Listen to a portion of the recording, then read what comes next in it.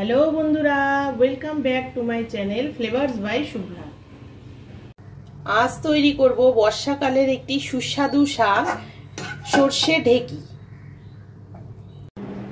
सर्षे ढेकीटा तैरी करार जोन्नो ढेकी शाक देखो एइभाবে छुले निয়েছি, পাতাগুলো ফেলে দিয়ে লম্বা লম্বা করে ডাটাগুলো নিয়ে নিয়েছি।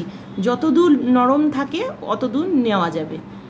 এই যে শাকটা এইভাবে নিয়ে নিয়েছি, পাতা সব ফেলে দিতে হবে নালে সবুজ পোকা থাকে ওর মধ্যে।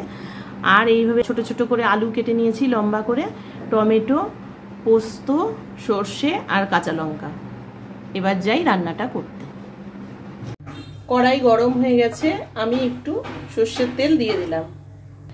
এবারে তেলে একটু কালো জিরে দিয়ে দিচ্ছি। প্রথমে আলুটা দিয়ে দিচ্ছি, 2 মিনিট ভেজে নিয়ে তারপরে শাকের ডাঁটিটা দেব।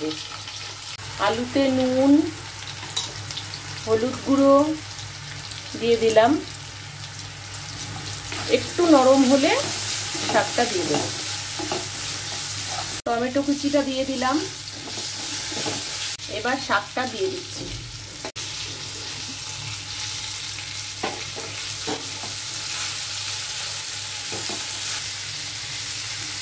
একটু নাড়াচাড়া করে আমি একটু ঢেকে দিচ্ছি, একটু নরম হোক। 2 মিনিট পর ঢাকনাটা খুলে দেখছি শাকটা অনেকটা মজেই এসেছে। এবার একটু জল দিয়ে আবারও ঢেকে দেব। আলুটা সেদ্ধ হবে তাই অল্প করে জল দিয়ে দিলাম। এবার ঢাকনা খুলে আমি সর্ষে পোস্ত বাটাটা দিয়ে দিচ্ছি।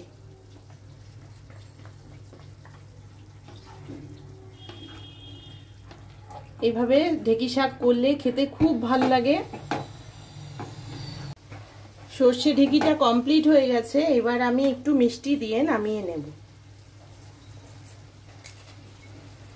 তোমাদের যদি এই রান্নাটা ভালো লেগে থাকে তাহলে আমার ভিডিওটিকে লাইক করো, চ্যানেলটিকে সাবস্ক্রাইব করো, আর যারা ফেসবুক পেজ থেকে দেখছো তারা পেজটিকে ফলো করো।